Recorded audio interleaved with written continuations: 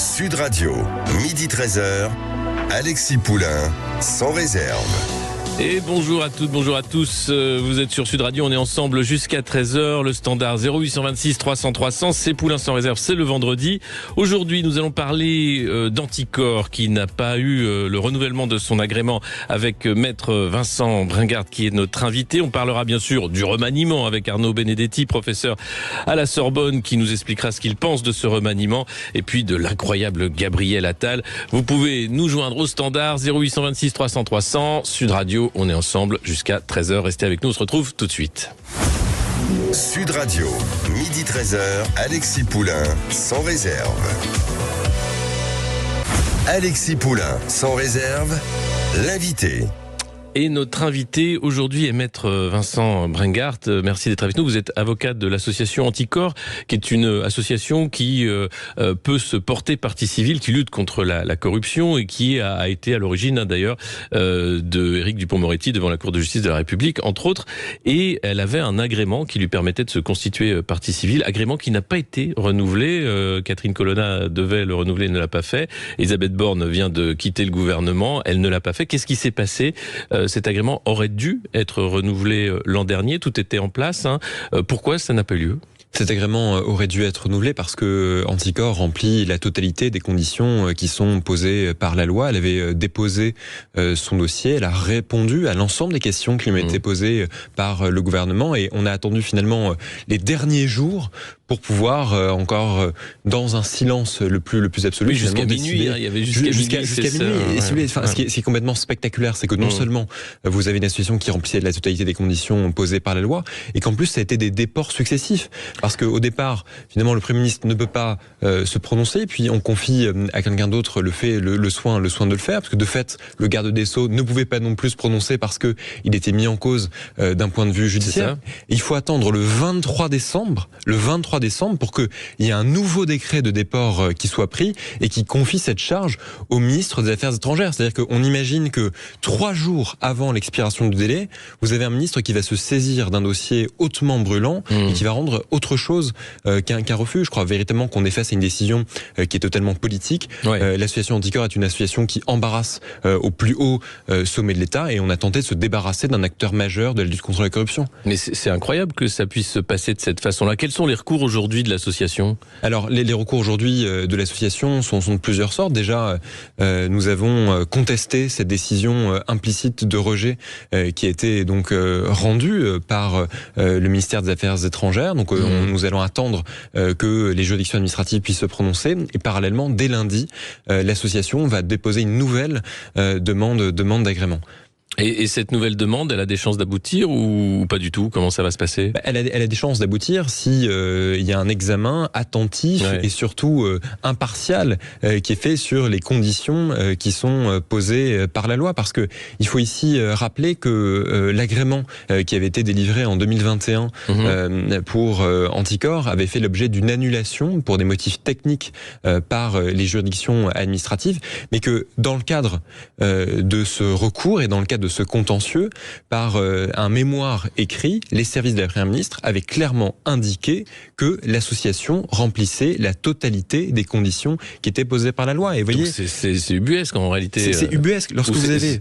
C'était pour trouver une solution, enfin un petit caillou pour éviter de renouveler l'agrément. Un caillou, parce que c'est vraiment une interrogation collective qu'on doit aujourd'hui porter, parce que au-delà même, si je peux dire, du cas d'Anticor, ça interroge. Lorsque vous avez un Premier ministre qui vous dit le 3 octobre 2023 que l'association Anticor remplit la totalité des conditions et que finalement elle ne renouvelle pas l'agrément en décembre, alors même que ça fait plusieurs mois que la demande est en cours d'examen, ça suscite des questions qui sont tout à fait légitimes, et en tout cas, ça accrédite l'idée que véritablement, encore une fois, on a tenté finalement d'empêcher à l'association Anticor de pouvoir mener son combat contre les atteintes à la probité. Mais sans agrément, l'association peut continuer de dénoncer les conflits d'intérêts. Est-ce qu'elle peut continuer aussi de se porter partie civile ou pas du tout ? Comment ça va se passer sans agrément maintenant pour Anticor ? C'est une question juridique relativement complexe, parce que avant la loi de 2013 qui a mis en place la procédure d'agrément, c'est le juge judiciaire qui déterminait si une association pouvait avoir ou non intérêt à agir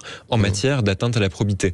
En 2013, pour pouvoir sécuriser le rôle des associations de lutte contre la corruption, on a mis en place cet agrément précisément pour pouvoir lutter contre la criminalité financière. Et donc la question qui va se poser maintenant, c'est de savoir si l'association peut toujours se constituer partie civile sur la base du droit tel qu'il existait avant, donc autrement dit celui qui avait été déterminé par la Cour de cassation, ou si la mise en place de la procédure d'agrément finalement empêche toute constitution de partie civile indépendamment donc de cette autorisation donnée par le gouvernement. Mais c'est quand même assez incroyable que c'est le gouvernement qui donne l'agrément à une association qui va lutter contre la corruption. Ça montre bien toute la limite aussi de ce système. Pourquoi c'est le gouvernement qui donne l'agrément? Mais c'est surréaliste. Je veux dire, en fait, c'est parfaitement incompréhensible. C'est-à-dire que vous avez un agrément qui doit être donné par le garde des Sceaux et au mépris finalement de ce que devrait être l'indépendance des pouvoirs. C'est-à-dire que c'est le juge judiciaire qui devrait se prononcer sur l'intérêt à agir et lui seul de l'association Anticor, parce que non seulement on confie à une autorité politique le rôle d'examiner le bien fondé de la constitution de partie civile de l'association Anticor, et en plus on confie à une autorité politique qui a plus que jamais dans l'histoire étaient concernés par des affaires d'atteinte à la probité, parce que vous voyez, en fait, on se pose même la question de savoir, il y a tellement de ministres qui sont aujourd'hui mis en cause qu'on ne sait même pas véritablement quel ministre pourrait se prononcer de façon impartiale sur la demande d'agrément. Anticor, c'est incroyable. Qu'est-ce que vous pensez de ce nouveau gouvernement avec l'entrée au gouvernement de Rachida Dati, présomption d'innocence bien sûr, mais qui est quand même déjà soupçonné de conflit d'intérêts, de prise illégale d'intérêts, je ne sais plus exactement. Enfin, c'est quand même incroyable de choisir quelqu'un qui a déjà ce profil-là vis-à-vis de la justice. C'est un signal extrêmement délétère. Signal délétère parce que vous avez quelqu'un qui est mis en examen depuis maintenant 2021, effectivement, qui doit bénéficier de la présomption d'innocence. Mais jusqu'à présent, on nous a toujours dit, notamment dans le cadre de l'application de ce qu'on appelait la jurisprudence Bérégovoy, précisément de conduire à la démission de ministres qui pouvaient être mis en cause dans des affaires judiciaires. Donc on est complètement à l'envers de cette jurisprudence où non seulement on ne pousse pas à la démission, mais au contraire, on vient recruter des personnes qui sont par ailleurs mis en cause dans des affaires judiciaires.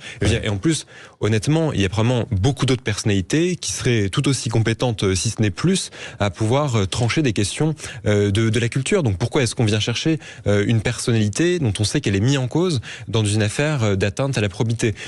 Est-ce que ça montre pas un certain sentiment d'impunité, là justement, de ces politiques qui se disent, finalement, avec ou sans agrément, Anticor ou pas, la justice fera son travail, elle met le temps qu'il faut, c'est assez long, et au final, peu importe les déclarations, on se rappelle Emmanuel Macron, la République exemplaire, tout ça n'existe plus. Je crois qu'en fait, vous avez une élite politique qui est parfaitement déconnectée de la réalité, aussi de la contestation sociale sur un certain nombre de sujets, et notamment sur les questions d'atteinte à la probité, mais qui se sait en position de force. C'est-à-dire qu'à partir du moment où il y a uniquement une élection présidentielle par intervalle de 5 ans, qu'on n'a aucune espèce de contrôle sur la manière dont sont désignés les ministres, eh bien finalement, ce sont des arrangements qui sont des arrangements politiques qui manifestement sont pas forcément en rapport avec les compétences et les qualifications de chacun, sans pour autant avoir une possibilité de contrôle. Moi, encore une fois, je suis assez saisi d'effroi par ce qui est en train de se passer, parce que ça donne véritablement l'impression que finalement, on marche aussi sur la justice et sur ce que peut signifier une mise en examen, parce que même s'il y a une présomption d'innocence, ça signifie qu'il y a des indices graves et concordants de commission d'infraction pour des affaires qui peuvent être d'une toute particulière gravité, et à un moment en plus où il y a une profonde lassitude de la part de toute une partie de la population face à cet intérêt général qu'on piétine chaque jour un peu plus. On voit avec le cas Nicolas Sarkozy, qui est empêtré dans de nombreuses affaires, que ce soit Big Malion, le financement de la campagne de 2007 avec l'argent libyen, les écoutes, etc., et qui continue d'être un consultant, un conseiller influent des cercles de pouvoir. C'est quelque chose d'assez tragique. Je pense qu'il y a un paradoxe qu'il va falloir résoudre dans les mois et les années à venir, c'est que la justice en matière d'atteinte à la probité a considérablement progressé. C'est-à-dire que vous avez un nombre de personnes qui sont mises en cause aussi parce que les enquêtes ont progressé, les moyens d'investigation ont progressé. On le voit, il y a aujourd'hui des enquêtes, il y a des renvois devant les tribunaux correctionnels qui sont opérés.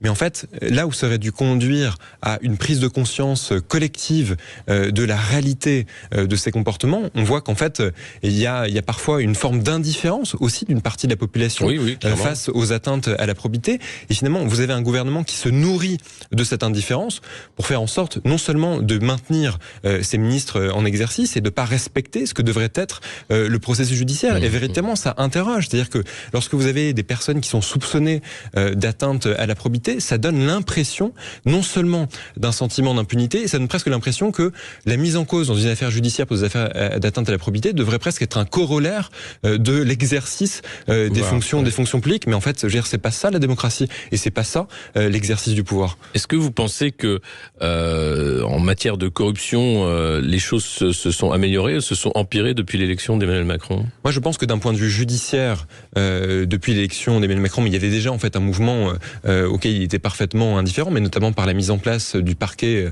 en matière d'atteinte à la probité, en parquet anticorruption, et qui a clairement permis des progrès qui sont tout à fait sensibles dans des affaires d'atteinte à la probité. Maintenant, en fait, on voit qu'il y a une espèce de régression politique, parce que derrière, vous pouvez avoir des personnalités qui sont mises en cause d'un point de vue judiciaire, mais si jamais on continue, on renouvelle la confiance qui leur est accordée, si on ne donne pas l'impression que les faits pour lesquels ils sont mis en cause sont des faits graves, qu'on n'applique pas un principe de précaution, en fait, tout ça donne finalement, encore une fois, le sentiment d'une banalisation des atteintes à la probité, et qui est tout à fait néfaste pour la démocratie. Mais je pense qu'en fait, ils sont sur un pied d'équilibre, c'est-à-dire pour l'instant, ils voient qu'ils peuvent encore passer en force, jouir d'une forme d'impunité, jusqu'à ce que l'opinion finisse par ne plus supporter ces comportements. Et encore une fois, d'un point de vue judiciaire, lorsque vous voyez la succession des mises en cause de nos ministres, on a largement matière à voir que les choses ne vont pas. Et sur par exemple, la mise en examen d'Éric Dupond-Moretti, le jugement rendu par la Cour de justice de la République, un tribunal d'exception, qui dit que finalement, oui, alors il aurait pu avoir évidemment voulu faire pression sur des magistrats, mais on n'a pas pu, et au final, ils ne veulent pas poursuivre, pas faire appel, parce que ce serait contraire à la bonne marche de l'administration de la justice. C'est incroyable comme décision, non? Mais rien ne va. C'est-à-dire que déjà, effectivement, vous avez un ministre qui a été jugé par ses pairs, oui. Et vous avez en plus un procureur de la République qui a requis contre son supérieur hiérarchique. Enfin, déjà, on voit l'anomalie dans laquelle on se trouve. Et le raisonnement de cette Cour de justice, c'est de considérer que l'élément matériel de l'infraction qui lui était reproché était caractérisé, mais pas l'élément intentionnel. Alors même comment c'est possible, ça? J'allais dire, on a fait jurisprudence. C'est-à-dire, ils ont inventé un truc pour dédouaner Éric Dupond-Moretti. On a inventé un nouveau principe, parce que lorsque vous regardez la jurisprudence de la Chambre criminelle de la Cour de cassation sur ces infractions, elle n'a jamais posé comme condition précisément cet élément intentionnel. Et en plus, vous avez une particularité liée au fait que vous avez en plus un professionnel du droit. Vous avez, je veux dire, quelqu'un qui en plus maîtrise plus que beaucoup d'autres. Avocat avant d'être ministre. Exactement, qui était avocat, donc pour lequel on ne pouvait pas considérer qu'il ne maîtrisait pas le droit. Et donc déjà, vous avez une application qui est tout à fait singulière des éléments constitutifs de l'infraction. Et en plus, vous avez finalement une autorité de poursuite qui a soutenu de façon extrêmement vigoureuse une demande de condamnation à son encontre, et qui vous dit en fait non, on va pas faire de pourvoi parce que ça va prendre du temps, parce qu'il y a un aléa. Mais en fait, qu'est-ce que ça signifie? À ce moment-là, on fait jamais de pourvoi, on fait jamais d'appel du côté du ministère public lorsque les choses ne vont pas. Et on a finalement l'impression que on a un peu tout eu, c'est-à-dire qu'à la fois, on a réussi à préserver les apparences en sollicitant une condamnation, mais derrière, il y a eu une décision de relax, et on ne fait pas de pourvoi, pas de recours contre cette décision de relax. Et en plus, vous avez une Cour de justice de la République aujourd'hui qui préexiste, alors même qu'on sait que ça faisait partie des engagements qui avaient été pris par Emmanuel Macron, précisément de faire en sorte que cette Cour de justice de la République n'existe plus. Et non seulement cette Cour de justice de la République fait des ministres des justiciables d'exception, et aujourd'hui on a la confirmation que non seulement ce sont des justiciables d'exception, et qui en plus bénéficient manifestement d'une application du droit. Est-ce que c'est devenu une parodie de justice, cette Cour de justice de la République? Je pense honnêtement que c'est devenu une parodie de justice.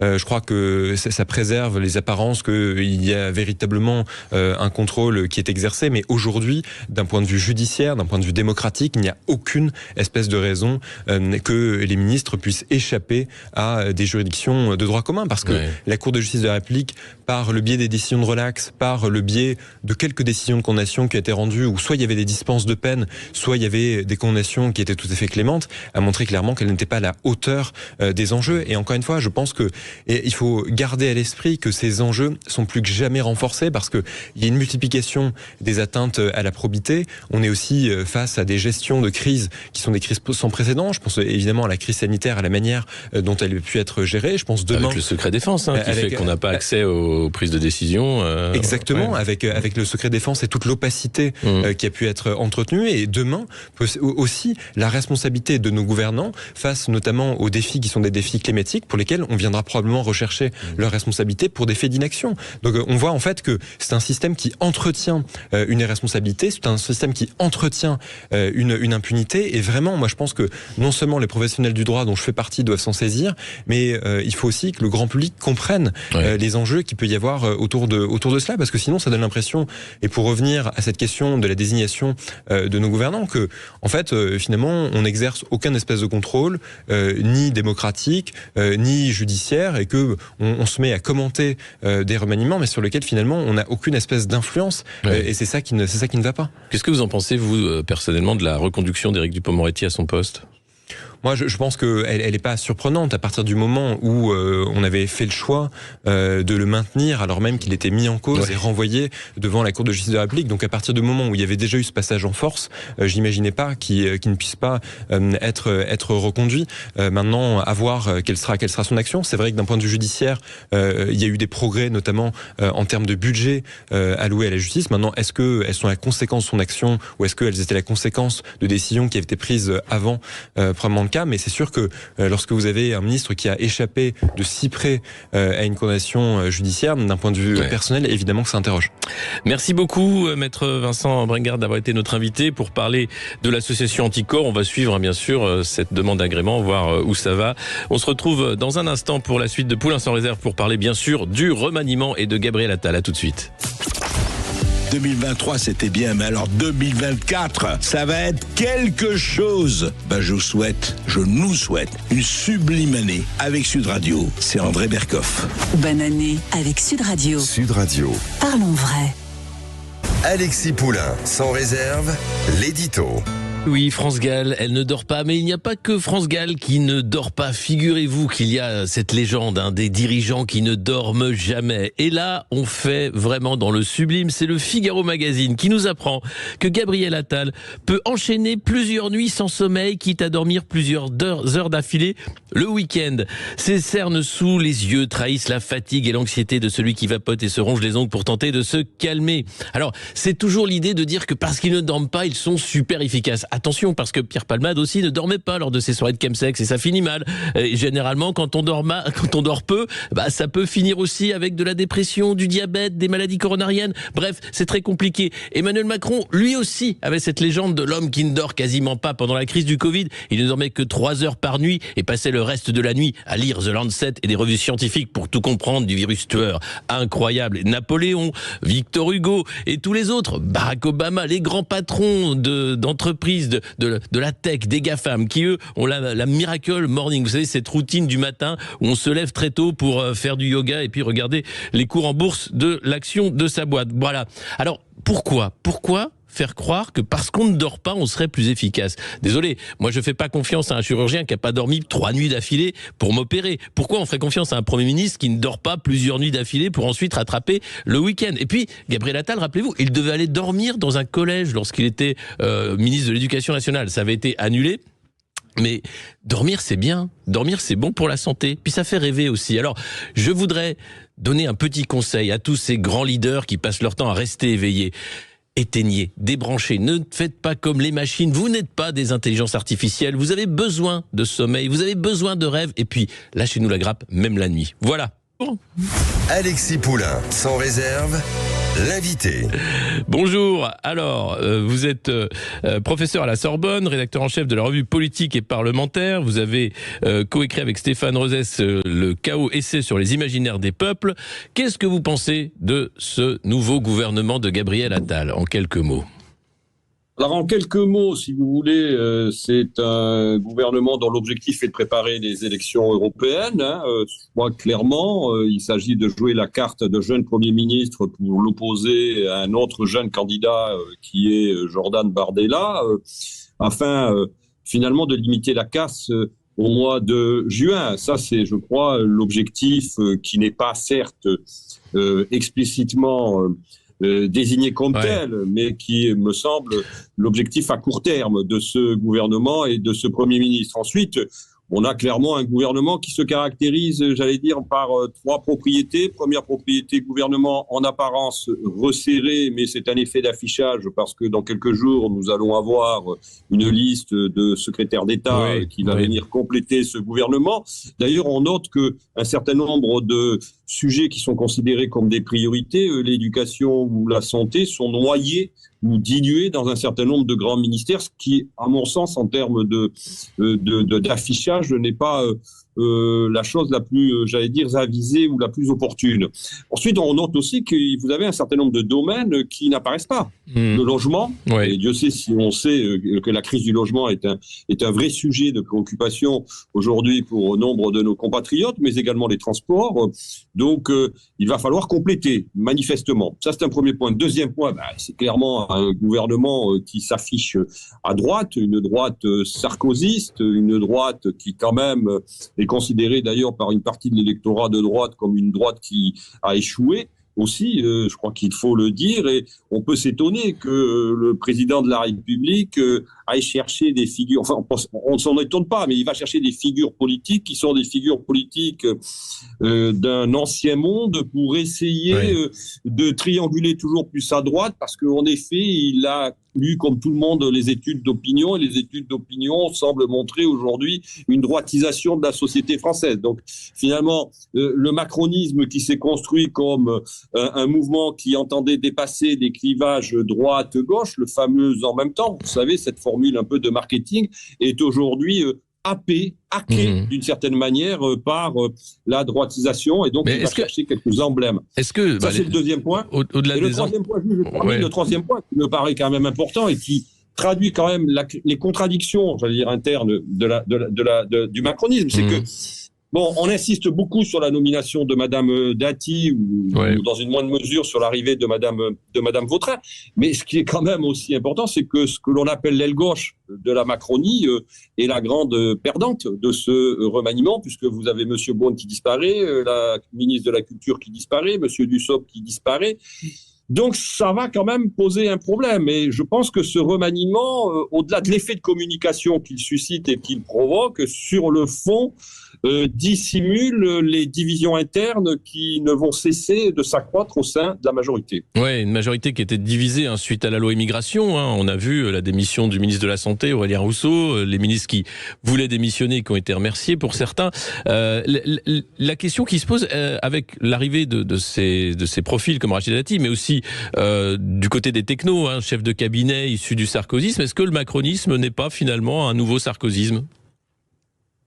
Il est la continuation, vous voulez dire, du sarkozysme par d'autres moyens. Je ne suis pas sûr d'ailleurs que ce soit d'autres moyens en l'occurrence, mais il est évident qu'il y a une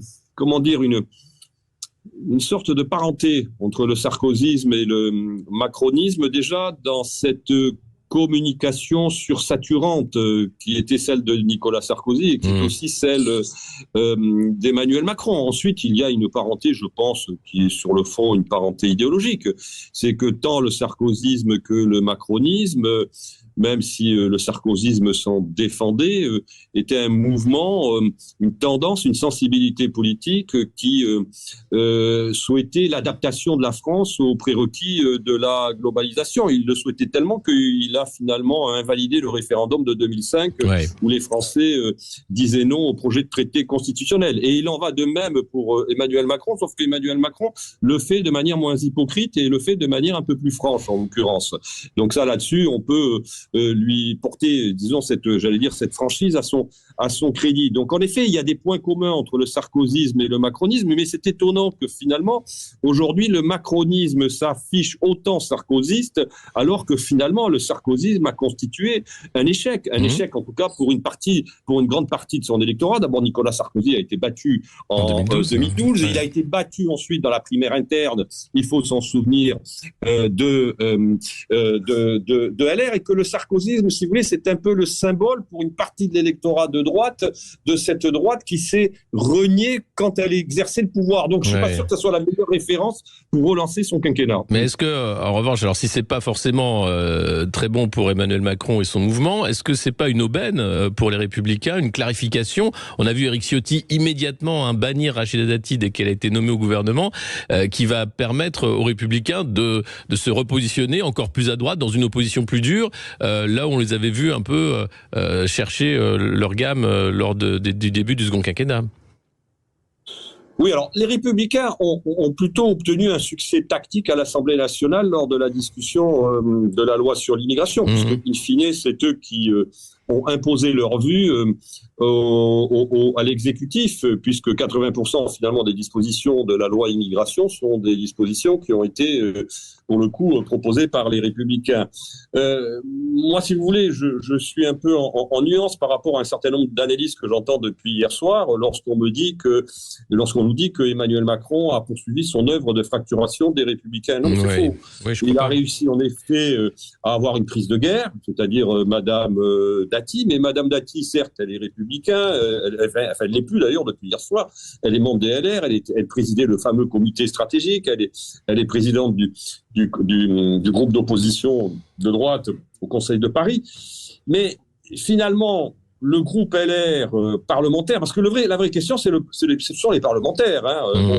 On peut parler, si vous voulez, de tous les emblèmes médiatiques qui existent, mais c'est pas les emblèmes médiatiques dont Madame Dati est l'une des incarnations qui vont résoudre le problème parlementaire d'Emmanuel Macron et de Monsieur Attal à l'Assemblée nationale. Le groupe parlementaire reste soudé, reste uni. Il reste soudé et uni évidemment à l'Assemblée nationale et il reste aussi soudé et uni au Sénat. Donc finalement, cette entreprise aujourd'hui de débauchage d'Emmanuel Macron, c'est en effet une entreprise qui montre d'une certaine manière que du côté LR, on reste droit dans ses bottes et que, en effet, on ne veut pas céder, si vous voulez, à des sirènes qui paraissent des sirènes, en tout cas, particulièrement aléatoires.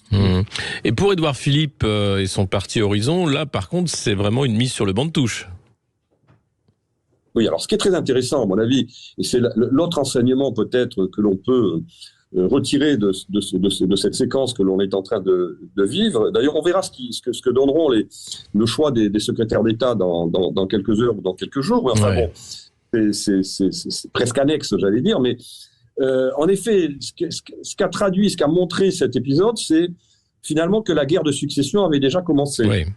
Parce que ce que l'on sait, je crois que c'est un secret de polichinelle, même s'ils l'ont démenti, c'est qu'il y a eu un tir de barrage déjà qui a opéré contre la nomination de Gabriel Attal, Monsieur le maire, même si il dit le contraire, Monsieur Darmanin évidemment, mais aussi à l'extérieur du gouvernement, tant Monsieur Bayrou que Monsieur Philippe étaient opposés à cette nomination. Et là où finalement Emmanuel Macron prend un risque, c'est que d'abord, il a une majorité relative.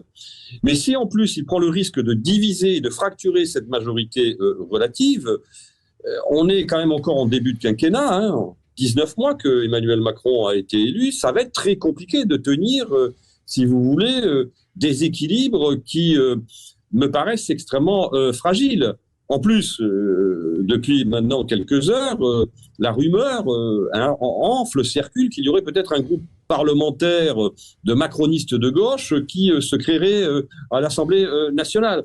Donc, si vous voulez, cette fragmentation, cette fracturation, en fait, finalement, il finit le travail de fracturation de la classe politique qu'il avait commencé maintenant, en 2017. Maintenant, il fracture son propre camp.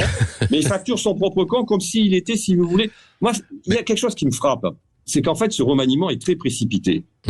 Il avait la possibilité d'essorer jusqu'au mois de juin Madame Borne, sa première ministre. Après tout, il avait vécu avec elle 18 mois, il pouvait vivre encore 6 mois supplémentaires jusqu'au résultat des élections européennes et attendre le résultat des élections européennes pour ensuite modifier son attelage gouvernemental. Il ne le fait pas.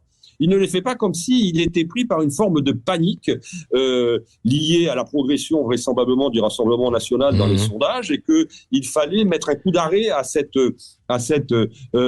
progression, et il pense que la magie d'un coup de communication va permettre de régler et d'inverser la tendance. Moi, je pense qu'il se trompe et qu'il risque de subir un en même temps de la défaite à droite, parce qu'il ne va pas gagner une voix à droite, ou très peu, et avait un effet d'éviction à gauche. On va en parler dans un instant. On va se retrouver avec vous, Arnaud Benedetti, pour parler bien sûr du scrutin des européennes et puis de ce nouveau gouvernement qui pose question. À tout de suite dans Poulain sans réserve sur Sud Radio.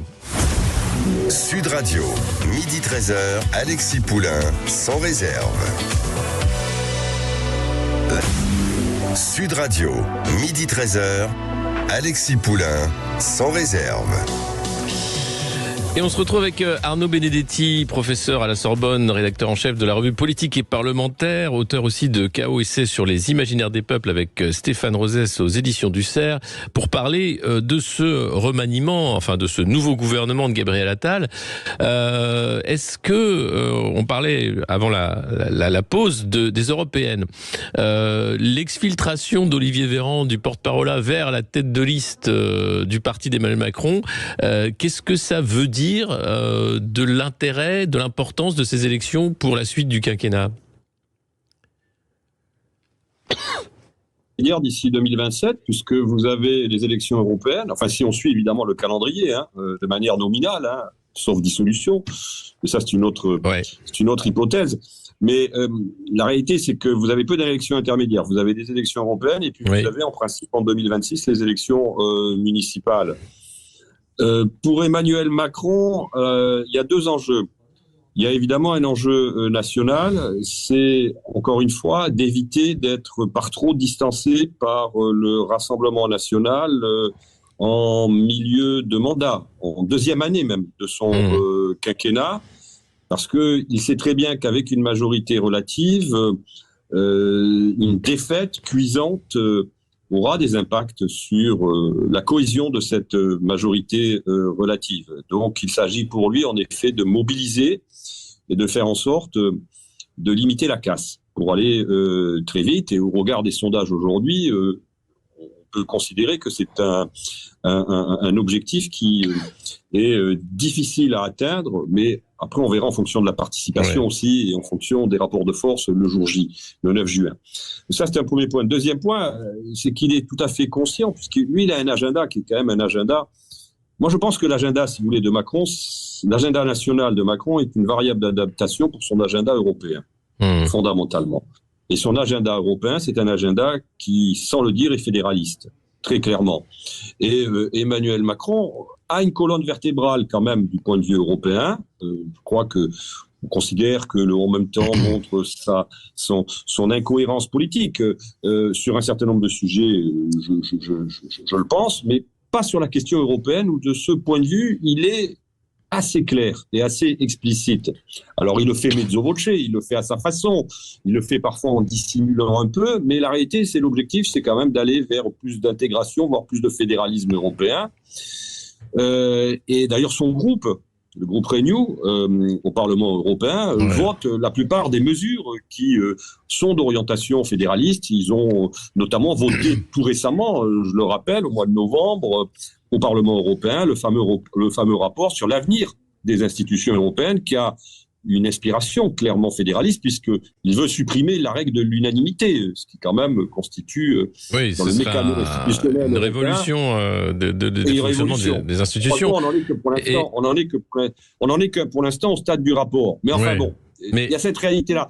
Et je pense que moi, l'agenda politique d'Emmanuel Macron, qui sait très bien qu'il ne peut pas se représenter aux élections présidentielles en 2022, c'est une hypothèse européenne aussi.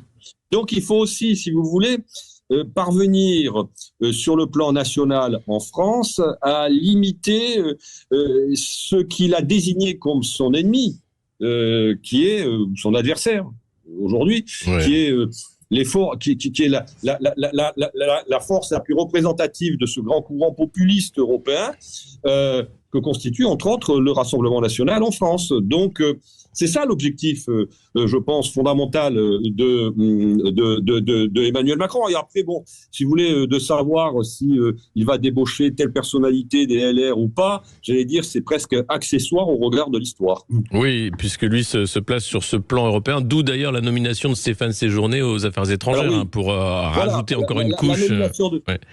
La nomination de Stéphane Séjourné, c'est parce que il considère, je termine, oui, par rapport à votre question, c'est qu'il considère vraisemblablement, non sans raison, que Stéphane Séjourné, qui est une pièce importante dans le dispositif de la Macronie, est insuffisamment connu médiatiquement, n'a pas le poids politique nécessaire pour aujourd'hui affronter, entre autres, Jordan Bardella, qui est quand même le concurrent principal de la majorité avec le Rassemblement national. D'où l'exfiltration du groupe Renew au Parlement européen de M. Séjourné, sa nomination au Quai d'Orsay, pour lequel d'ailleurs il n'a pas forcément une expérience particulière, même s'il a été député européen, et l'exfiltration en effet de M. Véran, qui lui dispose en effet d'un capital médiatique, mais avec le risque, c'est que Véran est très clivant. C'est pas une personnalité qui forcément a une capacité d'attraction des milieux populaires, des classes moyennes. Mais de toute façon, le pari d'Emmanuel Macron, c'est toujours le même, c'est-à-dire réussir à consolider son socle sociologique, le bloc élitaire, comme dirait Jérôme Sainte-Marie, et il considère qu'on peut de toute façon gouverner dans ce pays en étant minoritaire. Sauf que quand même, pour gagner un moment des élections, il faut aussi élargir sa base. Est-ce qu'il fait le pari d'une faible mobilisation des classes populaires qui permettrait de limiter la casse, cette fameuse abstention différentielle dont on parle en sociologie politique? En tout cas, on voit bien que pour lui, il faut avoir une tête d'affiche. Et il pense que cette tête d'affiche, en tout cas, ça serait M. Véran. On verra si ça sera confirmé dans les jours qui viennent. Ouais, non, c'est clairement le choix qui a été fait.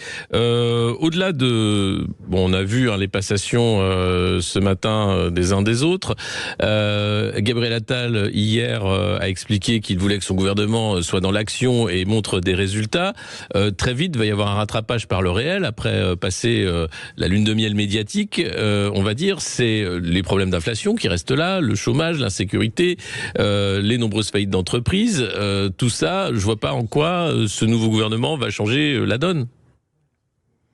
Oui, je suis totalement d'accord avec vous. C'est-à-dire qu'en fin de compte, c'est une pensée magique qui, d'une certaine manière, motive et explique l'action du président de la République, en tout cas l'initiative du président de la République. Il pense qu'en changeant la tête de gondole, il va rendre son produit plus attractif. Je pense que quand même, une grande partie des Français n'ont pas forcément cette perception.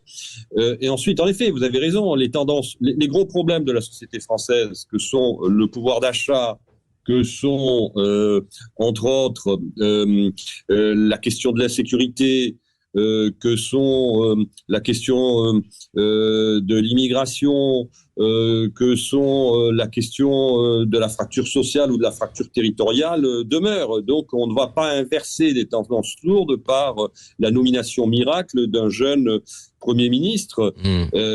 Donc la difficulté, c'est que bien sûr, monsieur Attal dit qu'il va être dans l'action, mais encore heureux qu'un Premier ministre soit dans l'action. Mais pour l'instant, le risque, c'est qu'il soit surtout dans la communication. Ouais, qui a été la marque de fabrique des deux quinquennats d'Emmanuel Macron, une communication de plus. On va suivre de toute façon ça avec vous, Arnaud Benedetti, avec vous sur Sud Radio, les premiers pas du gouvernement Attal. Merci beaucoup d'avoir répondu à nos questions, Arnaud Benedetti. Merci. À bientôt. À bientôt. On se retrouve dans un instant avec André Berkoff et Céline Alonso, la culture dans tous ses états. À 13h, ils reçoivent l'écrivain algérien Boualem Sansal pour son nouveau roman de fiction qui s'appelle Vivre. Sud Radio, votre attention est notre plus belle récompense. On est une grande famille sur Sud Radio et je suis très très fier d'en faire partie. Sud Radio, parlons vrai.